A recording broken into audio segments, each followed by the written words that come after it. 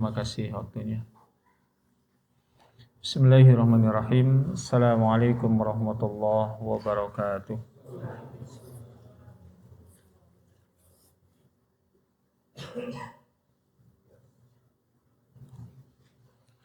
Alhamdulillah.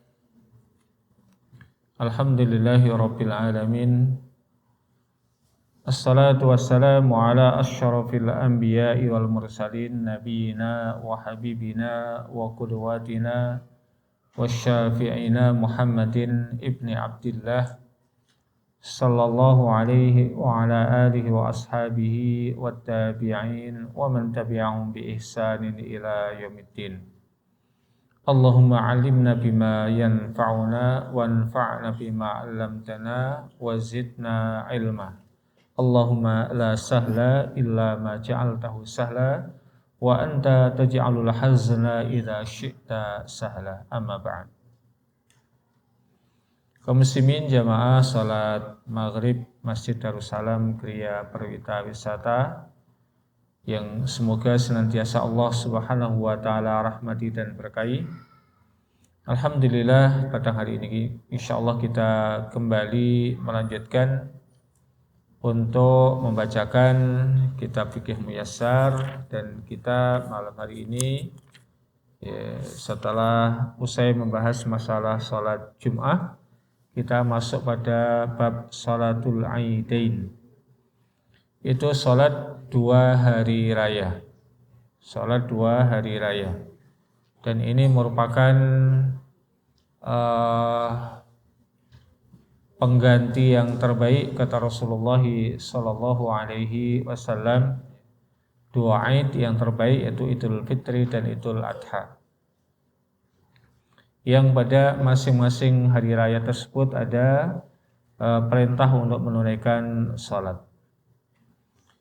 Para ahli fikih berbeda pendapat tentang hukum salat Aidain, tentang hukum salat Aidain terbagi menjadi 3 pendapat.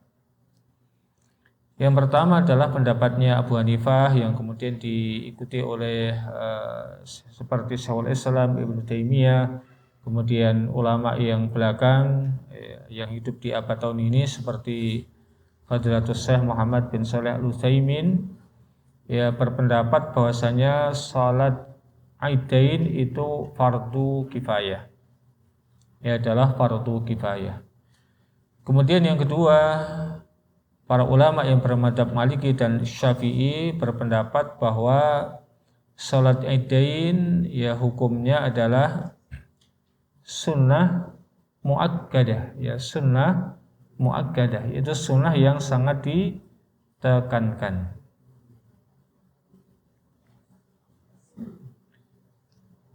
Yang dalilnya adalah illa an tatawwa'a, jawaban Rasulullah sallallahu alaihi wasallam kepada salah seorang Arab Badui ketika beliau meminta fatwa kepada Rasulullah untuk ditunjukkan salat apa saja yang diwajibkan. Maka kemudian Rasulullah menjelaskan bahwa yang diwajibkan adalah salat sehari semalam sebanyak 5 kali sebagaimana yang sudah kita fahami. Kemudian beliau mengatakan illa an tatawwa'a, kecuali kalau kamu mau menambah yang sunnah-sunnah. Maka berarti dari perkataan beliau ini difahami kalau begitu yang namanya salat Idul Fitri, Idul Adha itu hukumnya adalah bukan wajib, yaitu sunnah. Berbeda dengan yang pertama, yaitu para ulama yang bermadzhab Hanafi yang mereka menganggap bahwasanya salat kedua Id itu adalah wajib, menimbang perintah Rasulullah sallallahu alaihi wasallam kepada seluruh kaum muslimin untuk keluar di hari itu menuju musalla. Bahkan para perempuan yang dipingit ataupun perempuan yang sedang dalam kondisi haid pun diperintahkan untuk keluar menuju ke tempat sholat ataupun musalla. Dan kemudian mereka mengomentari sabda Rasulullah SAW itu illa anta tawwa'a, itu dijelaskan yaitu untuk sholat yang sehari semalam, maka yang wajib hanyalah 5 kali. Adapun yang durasinya itu tahunan, maka berbeda lagi. Ya, ada yang wajib namun durasinya tahunan, yaitu Idul Fitri dan Idul Adha. Ini sekali lagi menurut pendapat para ulama yang bermadzhab Hanafi. Begitu juga yang tiap pekanan itu ada yang wajib, itu sholat Jumat. Ini kata mereka. Adapun yang ketiga yaitu para ulama yang bermadzhab Hambali berpendapat sholat Aidain ya hukumnya adalah wajib, namun wajibnya kifayah. Ya wajib kifayah. Artinya ketika sebagian kaum muslimin sudah ada yang menunaikannya, maka yang lain gugurlah kewajibannya. Ya gugurlah kewajibannya. Dan ini yang kemudian dipilih oleh Al-Lajnah Ad-Daimah lil Buhuts Al-Ilmiyah wal Ifta' fi Saudiyah, yaitu komisi tetap untuk pembahasan-pembahasan ilmiah dan pemberian fatwa yang ada di negeri Saudi Arabia. Wa hadza huwa shawab, dan ini yang dipilih. Ya, pendapat yang ketiga ini yang dipilih oleh para penulis. Kemudian syurutu sholatil idain. Ya, syurutu sholatil idain. Di sini adalah syarat wajib. Ya. Syarat wajib ditegakkannya sholat idain. Yang pertama adalah al-istitonah. Ya, al-istitonah, yaitu adanya pemukiman. Ya, adanya penduduk yang tinggal tetap di satu pemukiman tersebut, ya di desakah ataupun di kotakah ataupun yang semacamnya.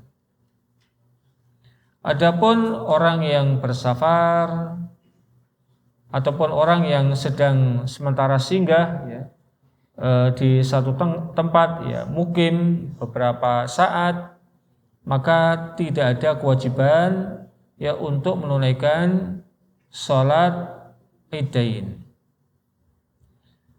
Dalilnya adalah bahwa Nabi alaihi salatu wassalam tidaklah pernah menegakkan, mendirikan ya sholat idain kecuali di Madinah. Ya kecuali di Madinah.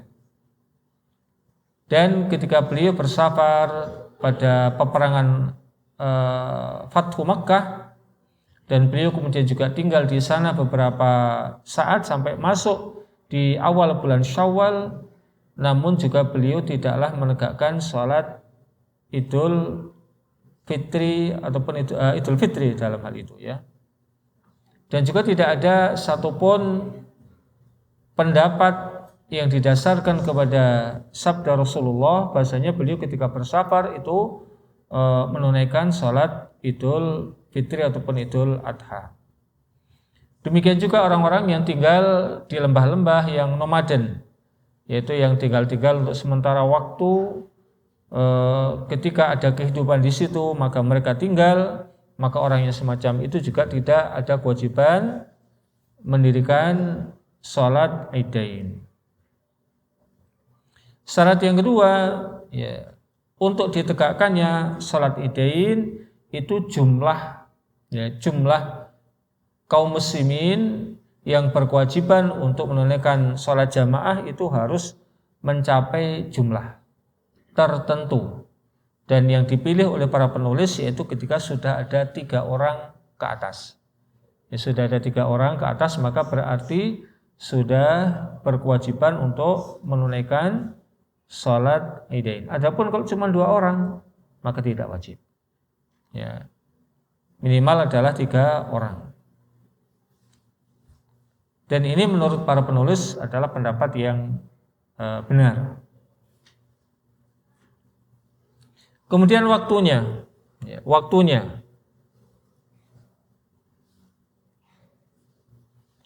Dalam hal ini juga terjadi silang pendapat di kalangan para ulama. Meskipun kalau kita hendak melihat asal waktu sholat Idain itu adalah di waktu duha, ya di waktu duha. Ada yang berpendapat di bagian awalnya, ada yang berpendapat boleh ditelatkan sampai dengan zawalnya matahari ataupun sampai bergesernya matahari ke sebelah barat. Hal ini sebagaimana pendapat para ulama mazhab Syafi'i. Ya, pokoknya tidak ada ketentuan ya harus jam sekian ataupun jam sekian. Yang penting di waktu duha. Ya, sebelum datangnya waktu duhur, maka boleh.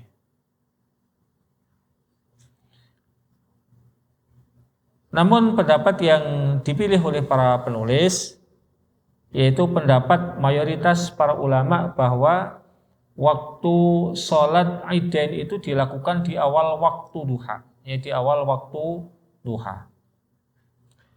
Kalau waktu sholat Idul Fitri maka boleh disiangkan sedikit, memberikan kesempatan kepada orang-orang yang di bulan tersebut, di bulan Ramadan belum sempat membayar zakat, maka masih ada kesempatan bagi mereka untuk menunaikan membayar zakat fitri menjelang ditunaikannya sholat Idul Fitri. Dia memberikan kesempatan kepada mereka. Namun untuk sholat Idul Adha maka bahkan beliau menyebutkan ataupun mereka menyebutkan ini yang dipilih oleh mayoritas para ulama itu sangat dekat dengan terbitnya matahari. Jadi kalau matahari sudah naik sepenggalahan tombak yang kalau diukur dengan jam itu kurang lebih itu adalah rubu'us sa'ah, ya rubu'us sa'ah itu 1/4 jam. Ya, berarti kalau sekarang yang tertulis ini jam berapa? Suruk jam 5.44, misalnya jam 6 berarti. Jam 6 itu sudah menunaikan sholat Idul Adha. Apa faedahnya? Supaya waktu bagi kaum muslimin untuk menyembelih binatang-binatang kurbannya lebih luas. Coba dibayangkan kalau nanti sholat Idul Adhanya jam 9 atau jam 10, kesempatan untuk menyembelih kurbannya menjadi sangat sempit.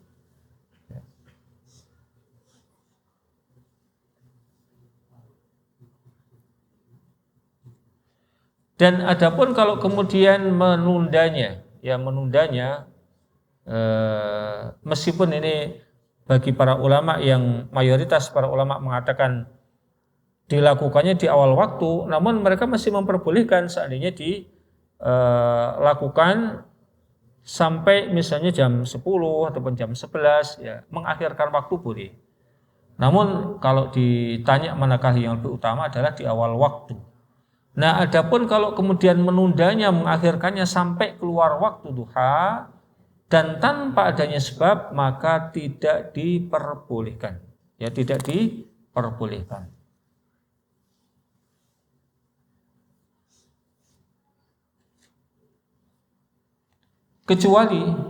Kecuali keadaan yang pertama, menunda sholat Idul Fitri ataupun Idul Adha itu ada sebabnya. Contohnya begini,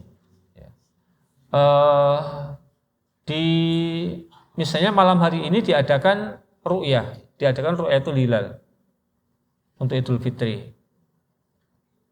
Nah kemudian tidak ada yang melihat. Setelah besok hari, misalnya jam duhur, waktu duhur gitu ya. Waktu duhur ada yang laporan dan pemerintah kemudian harus meminta persaksian dari mereka. Ya, diminta persaksiannya, setelah itu kemudian diperintahkan untuk menyampaikan apa yang menjadi kepentingan berkaitan dengan ru'yatul hilal.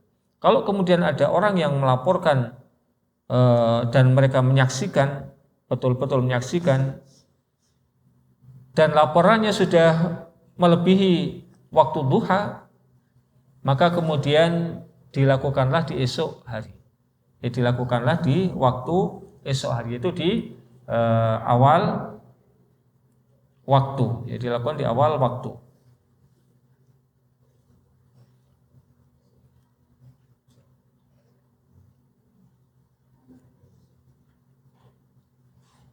Dan ini menurut pendapat dari para ulama yang bermadzhab Hanafi, Syafi'i dan Hambali.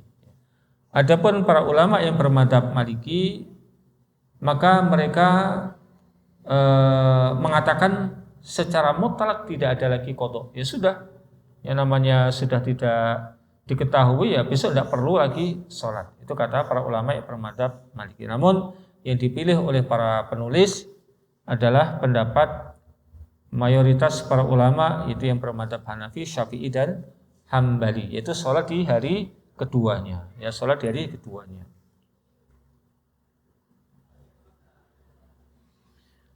Nah, kemudian bagaimana hukum orang yang dia tertinggal? Ya, tertinggal ataupun belum bisa melakukan sholat Idul Fitri ataupun Idul Adha. Sementara di tempat-tempat yang biasa digunakan untuk menegakkan sholat tersebut sudah melakukan semuanya. Ya, sudah melakukan semuanya. Para ulama yang bermadzhab Hanafi, maka kata mereka tidak ada udzur. Tidak ada qadha. Tidak ada qadha, meskipun ada udzur, namun tidak ada qadha. Karena yang namanya sholat id itu sholatun khussatun, satu sholat tertentu yang tidak disyariatkan untuk dilakukan kecuali pada waktunya.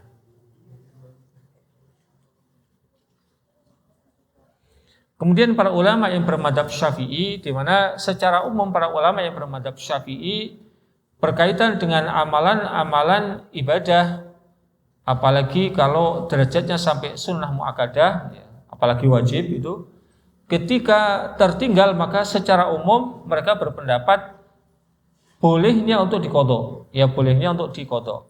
Dengan kata lain, berarti seseorang yang tertinggal belum bisa melakukan sholat idain, sementara di tempat-tempat yang biasa digunakan untuk menegakkan sholat sudah semuanya, ya tidak ada yang dia bisa ngikut lagi, maka dia bisa mengqadhanya. Mengqadhanya mau sendiri boleh, mau berjamaah boleh. Sendiri boleh, mau berjamaah boleh. Adapun para ulama yang bermadzhab Hambali hanya mensunahkan saja. Silakan kalau mau diqadha silakan. Kalau dia mau sholat 4 rakaat silakan juga, dengan 1 kali salam ataupun dengan 2 kali salam, maka silakan. Adapun para ulama yang bermadzhab Maliki berpendapat orang yang tadi terlambat ataupun tertinggal dari melakukan sholat idain, maka dia mengqadhanya namun harus dengan berjamaah. Ya, harus dengan berjamaah.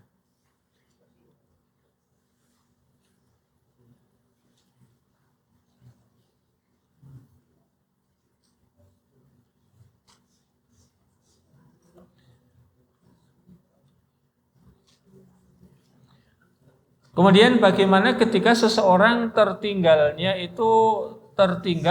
tapi belum lama, ya, tertinggal belum lama. Semisal dia tertinggal namun kemudian imamnya sedang dalam keadaan berkhutbah, ya, sedang dalam keadaan berkhutbah. Maka ketika itu dia bisa langsung menunaikan sholat, ya, dia bisa langsung menunaikan sholat, kecuali kalau menurut pendapat Malikiyah dia sholatnya harus ada yang menemani, ya harus dengan berjamaah. Namun kalau pendapatnya Syafi'iyah, maka dia sholat sendirian pun tidak mengapa. Namun bagaimana seandainya sholatnya diadakan di masjid-masjid? Ya, sholatnya diadakan di masjid. Kan secara umum kalau sholat Idul Fitri, Idul Adha itu yang lebih disunahkan adalah di tanah lapang. Bagaimana kalau di masjid?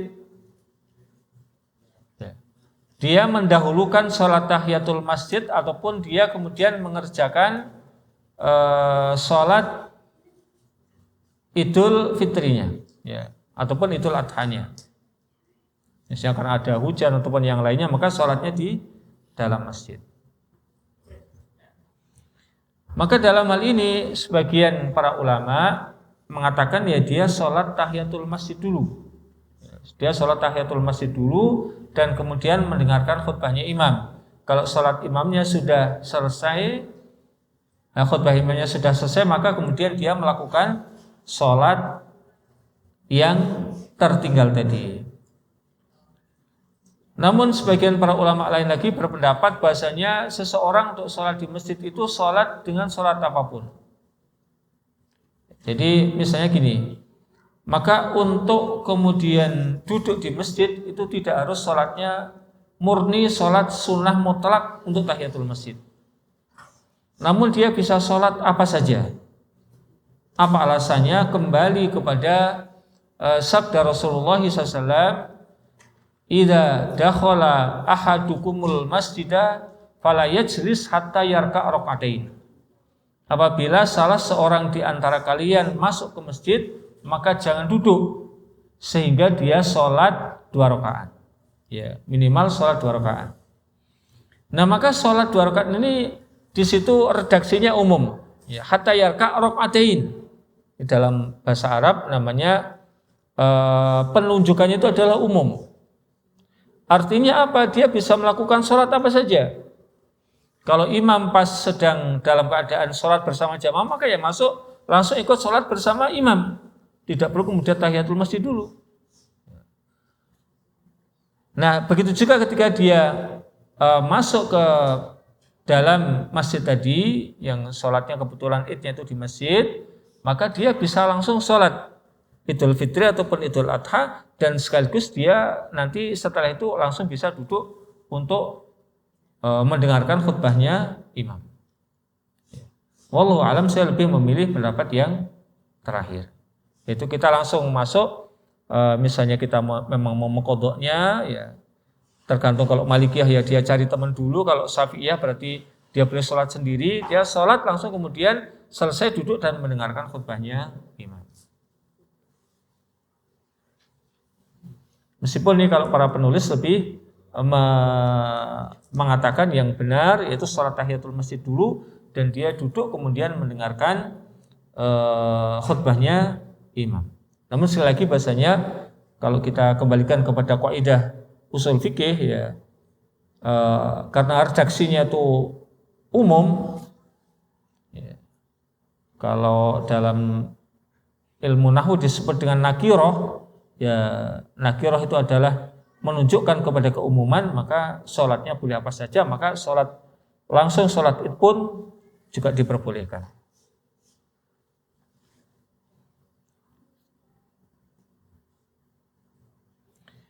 Kemudian bagaimana seseorang yang dia sengaja menunda waktunya, dibilang nih sholat pagi ini jam 6,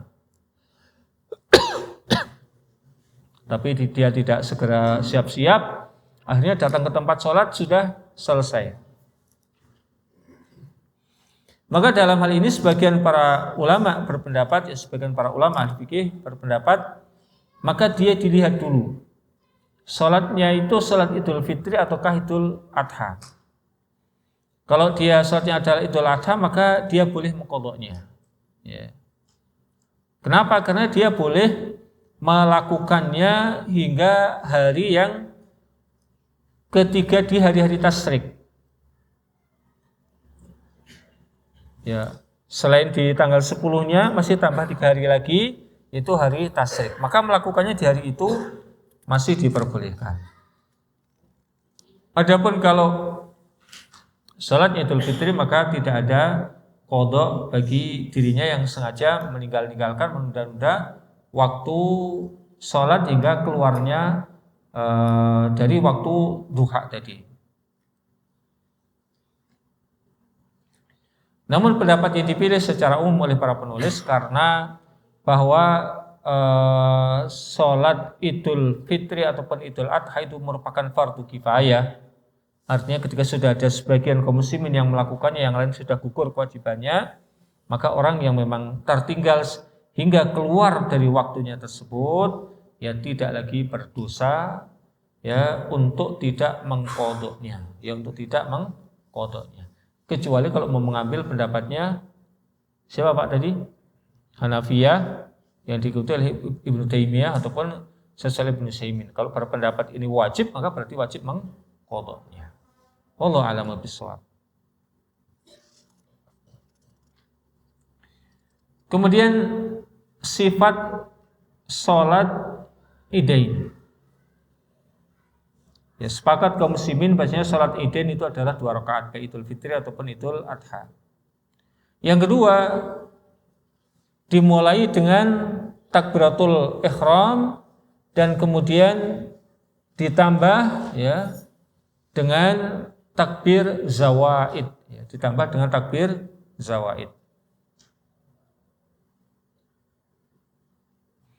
Nah, mengenai bilangan takbir zawaid ini berbeda pendapat di kalangan para ulama. Takbir zawaid itu adalah takbir tambahan. Jadi setelah kita mengucapkan Allahu Akbar di takbiratul ihram, kemudian kan kita takbir lagi. Ya. Nah, takbir lagi itu namanya takbir zawaid, takbir tambahan. Nah, mengenai berapa jumlahnya ini khilaf para ulama, berbeda pendapat. Para ulama yang bermadzhab Syafi'i berpendapat di rakaat yang pertama tambahannya adalah 7 rakaat. Ya, antara takbiratul ihram dan bacaan Al-Fatihah itu tambahannya 7 rakaat. Dan di rakaat yang kedua tambah 5 rakaat. Ini sebagaimana yang biasa kita lakukan, ya. Didasarkan kepada hadis dari Amr ibnu Shu'aib dari ayahandanya, dari kakeknya, bahwa Nabi SAW beliau bertakbir di sholat Aid 12 takbir, ya 12 takbir. Sab'an fil ula wa khamsan fil akhirah. Yang 7 itu di awal dan yang 5 itu di akhirnya. Adapun para ulama yang bermadzhab Maliki dan Hambali berpendapat yang pertama itu tambahannya hanya 6 rakaat dan yang kedua tambahannya adalah 4 rakaat. Jadi memaknai hadis dari Amr bin Shu'aib dari ayahandanya, dari kakeknya, itu 7 itu yang pertama masuk takbiratul ihram. Jadi tinggallah 6. Dan yang kedua 5 itu termasuk takbir intikal. Ya, takbir intikal itu takbir perpindahan dari sujud ke berdiri. Dikurangi satu-satu maka tinggallah 6 dan 4. Ya, tinggallah 6 dan 4. Dan ini yang dipilih oleh Al-Lajnah Daimah lil Buhuthil Ilmiyah wal Ifta' bis-Saudiyah. Adapun para ulama yang bermadzhab Hanafi bahwa takbir zawaid itu adalah 3 kali. Ya, takbir tambahannya itu adalah 3 kali.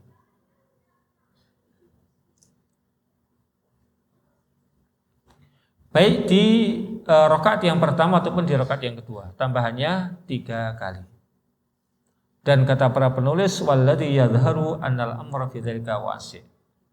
Kata mereka bahasanya yang tampak kebenarannya bagi mereka para penulis, masalah ini masalah ini adalah masalah yang longgar-longgar saja. Artinya mau berapa silahkan. Dan apalagi sepakat kaum muslimin bahasanya zawaid hukumnya sunnah. Ya, takbir zawaid hukumnya sunnah. Andaikan tidak membaca juga tidak mempengaruhi keabsahan, ya, tidak mempengaruhi keabsahan salatnya.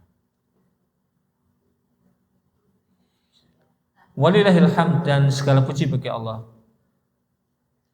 Maka kalaulah ada perbedaan, ada yang tambahnya 7, rakaat pertama, rakaat kedua 5, dan ataupun yang lainnya, maka tidaklah mengapa. Kenapa? Karena para sahabat radhiyallahu anhum ajmain mereka berbeda-beda di dalam melakukan tambahan takbir tersebut ataupun di dalam mengucapkan takbir zawaid. Maka dalam masalah ini kata mereka longgar urusannya. Silakan mau pilih yang mana. Meskipun jenengan memilih salah satunya juga boleh. Ya, wah, kalau saya udah mantep yang pertama itu tambahnya 7, yang kedua tambahnya 5, ya monggo-monggo saja.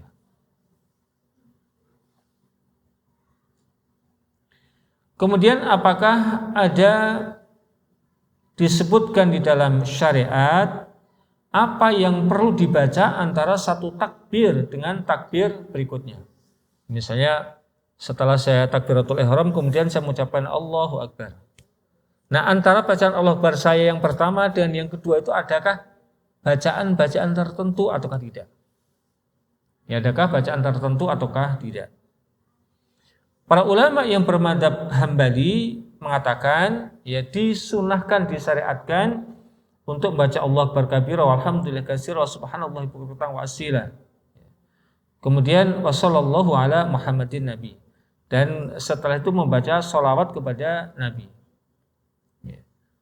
Dan ini juga ternyata yang dipilih oleh Al-Lajnah Ad-Daimah.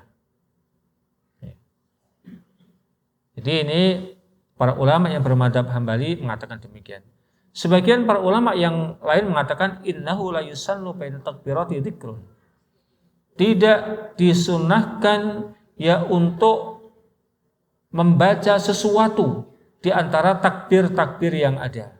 Wala tasbih, dan juga tidak ada bacaan tasbih. Nah, sebagian para ulama ada yang mengatakan ya seperti seingat saya adalah ulama Syafi'iyah itu ditambah dengan subhanallah walhamdulillah wala ilaha illallah kemudian Allahu Akbar. Tambah lagi ketika mau berpindah ke takbir berikutnya subhanallah walhamdulillah wala ilaha illallah kemudian Allahu Akbar. Begitulah. Maka kata beliau wala tasbih wala nahwah, dan tidak ada yang semisalnya yang lainnya. Balil masyru' as-sukut, akan tapi yang disyaratkan adalah kita diam. Dan ini yang dipilih oleh pendapatnya dipilih oleh Syekh Shalih bin Utsaimin. Wa hadza aqrabu lis-shawab, dan ini lebih dekat kepada kebenaran. Wallahu a'lamu bis-shawab. Saya pribadi lebih memilih pendapat yang kedua, menimbang tidak adanya informasi yang datang dari Rasulullah sallallahu alaihi wasallam. Ya, bahasanya di antara takbir-takbir yang ada itu membaca kalimat ini ataupun kalimat itu. Dan kaidah dasar dalam masalah ibadah itu kan kita perlu adanya contoh, ya, perlu adanya dalil. Kemudian yang kedua, bahwa orang yang sholat Idul Fitri ataupun Idul Adha dianjurkan untuk ayyarfa'a yadayhi inda takbiratiz zawaid, untuk mengangkat tangannya di saat membaca takbir zawaid. Dan ini tidak ada juga redaksi secara spesifik dari Rasulullah.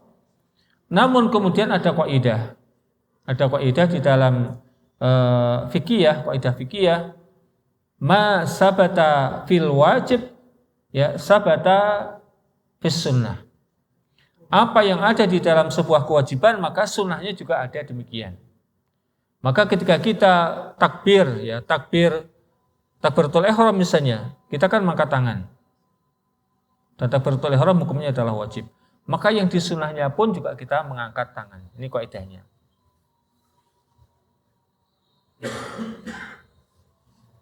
Isa ya. Jadi kita break dulu sebentar ya untuk mendengarkan kumandang adzan Isya. Wassallallahu wasallam ala nabiyina Muhammad wa ala alihi washabbihi.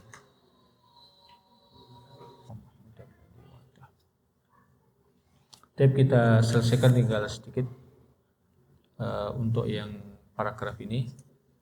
Bismillah, alhamdulillah wa ba'd.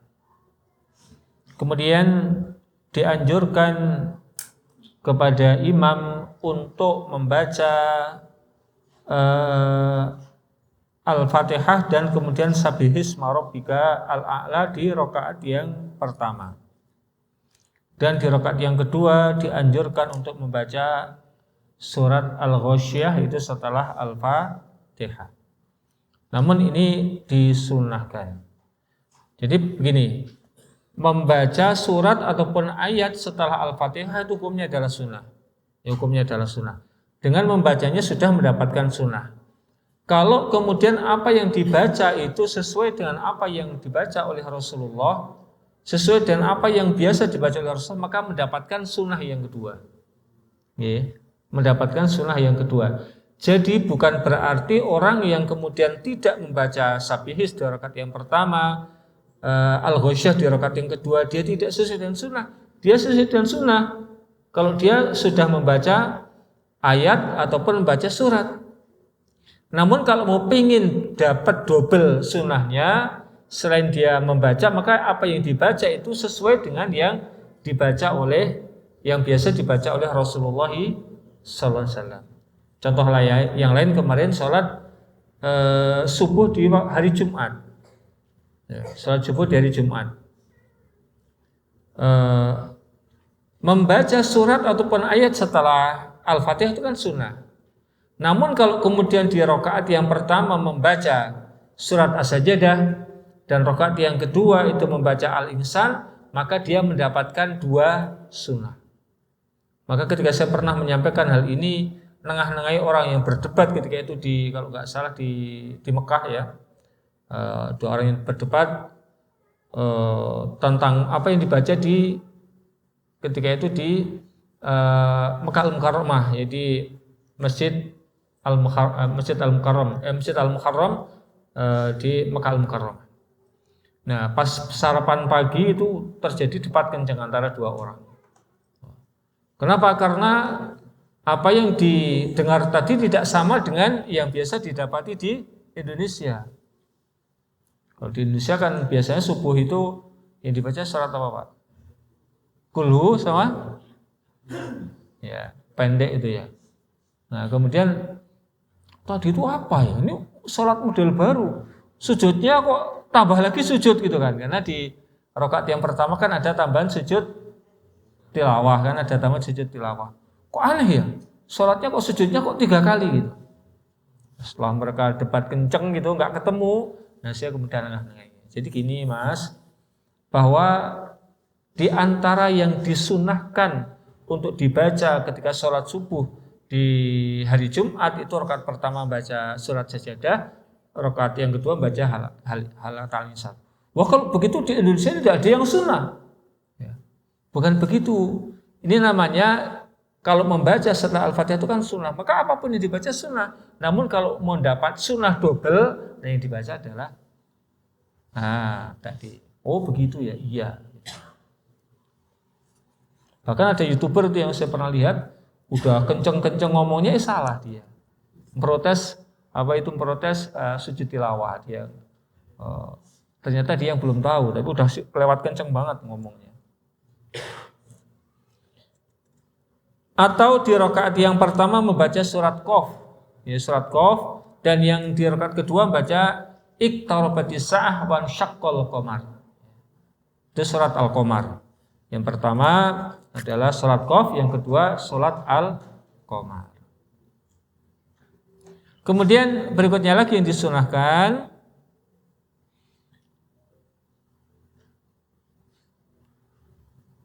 ataupun dalam ini yang menjadi tuntunan yang menjadi tuntunan sholat Id adalah ketika imam sudah selesai melakukan sholatnya, maka kemudian dia menghadap ke arah manusia dan menyampaikan khutbahnya. Nah, kemudian di sini ada perbedaan pendapat. Apakah khutbah ketika Idul Fitri, Idul Adha itu 2 kali sebagaimana khutbah Jum'ah? Maka ini juga terjadi silang pendapat. Sebagian mengatakan ya khutbahnya itu 1 kali. Sebagian yang lain itu 2 kali sebagaimana khutbah Jum'ah. Nah, para ulama yang bermadzhab Hambali itu menganggap ya khutbahnya adalah 2 kali sebagaimana khutbah di hari Jum'ah. Dan ini yang dipilih oleh para penulis. Namun ada para ulama yang lain yang mengatakan hanya 1 kali saja. Jadi 1 kali berdiri dari A sampai Z sampai doa itu tidak ada diselangi dengan duduk. Ya, tidak diselangi dengan duduk. Adapun para ulama yang bermadzhab Hambali maka diselangi adanya duduk sebentar sebagaimana ketika di hari Jumat.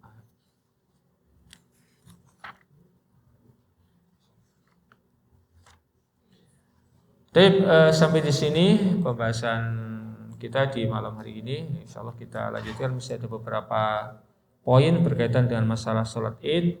Insya Allah akan kita sambung di pekan depan. Masih ada waktu ya untuk diskusi. Kasumanggaken, monggo Pak. Waalaikumsalam warahmatullahi wabarakatuh.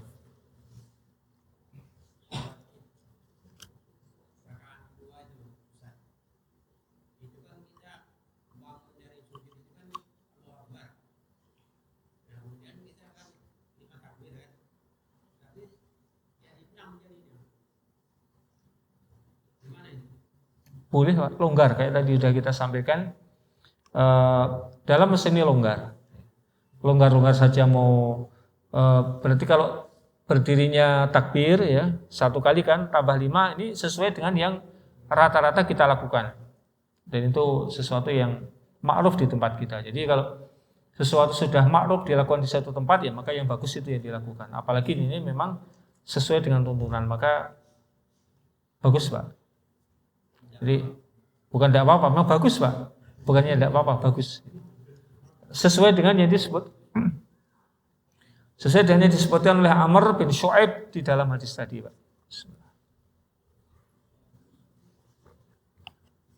Yang lain?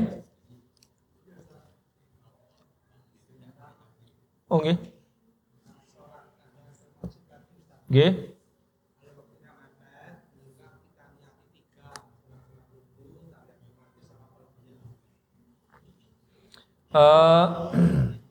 Itu yang kita lebih ini aja Kak, yang lebih kita pokokkan saja Pak. Jadi tahiyatul masjidnya sudah ngikut Pak. Jadi tahiyatul masjidnya sudah ngikut. Karena tahiyatul masjid tadi redaksinya itu kan memang umum ya. Jadi dengan menggunakan kata-kata umum, dengan lafadz yang umum yaitu nakiroh. Nakiroh menunjukkan keumuman. Artinya kita sholat apa saja dan kita niatkan tahiyatul masjid maka bisa. Adapun bagaimana kalau syukurul wudu dengan qobliyah maka ini beda lagi. Jadi mending kalau misalnya qobliyahnya itu termasuk yang rawatib, itulah yang dipentingkan Pak. Itu yang dipentingkan. Nah adapun kalau syukurul wudu dengan tahiyatul masjid bisa, qobliyah dengan tahiyatul masjid bisa. Namun kalau antara qobliyah dengan syukur wudu ini sudah berbeda. Di situ niatnya sendiri-sendiri Pak. Wallahu a'lam bishawab. Karena tidak ada indikator yang mengarahkan ke sana. Berbeda dengan yang tahiyatul masjid, menghormat masjid, itu redaksinya idza dakhala ahadukumul masjidah fala yajlis hatta yarka raq'atain. Nah, ini di sini ada raq'atain, itu namanya dalam bahasa Arab itu nakiroh ya, nakiroh. Dan kalimat yang nakiroh itu tufidul umum, menunjukkan kepada keumuman. Maka karena dia itu menunjukkan keumuman, maka sholat apa saja bisa sambil diniatkan dengan tahiyatul masjid. Ngatan Pak nggih? Adapun syukurul wudu ini beda lagi dengan qobliyah misalnya, berbeda. Ya kalau misalnya memang waktunya sangat mepet, maka mending kemudian mana yang lebih diutamakan di antara dua hal tersebut. Ya. Kalau misalnya qobliyahnya subuh ya iman Pak kalau yang subuh yang ditinggalkan. Berarti subuh dengan tahiyatul masjidnya, yang syukur wudunya yang tidak usah. Nonton Pak ya.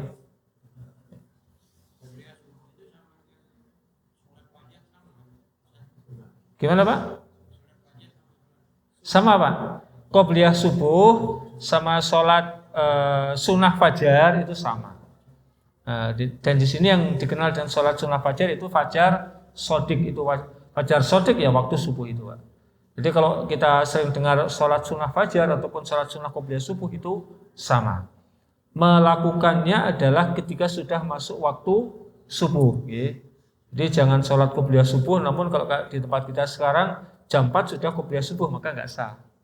Karena subuh di tempat kita sekarang jam berapa? Setengah 4:30 ya.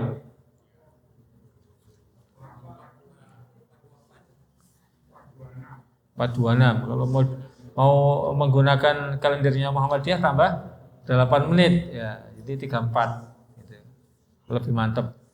Kalau saya sendiri melakukannya kalau sudah yakin ini masuk waktu subuhnya. Meskipun yang udah ada disilakan ada, tapi saya sendiri melakukan qobliyahnya tak tunggu dulu.